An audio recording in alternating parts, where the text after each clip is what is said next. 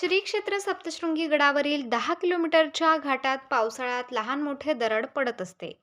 याच पार्श्वभूमीवर महाराष्ट्र शासनाने भाविक भक्तांच्या व ग्रामस्थांच्या सुरक्षेच्या दृष्टीने कोटी रुपये खर्च करून घाटात संरक्षण जाळी बसवण्याचे काम चालू झाले असून यासाठी पवई येथील कंपनीने हे काम हाती घेतले आहे.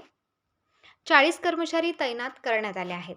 पश्चिम बंगाल येथील हे कर्मचारी असून सदर घाटातील कामामुळे या ठिकाणी धोका टळणार असून 10 किलोमीटरच्या घाटात निसर्ग सौंदर्य बघण्यासाठी पर्यटक व भाविक येत असतात.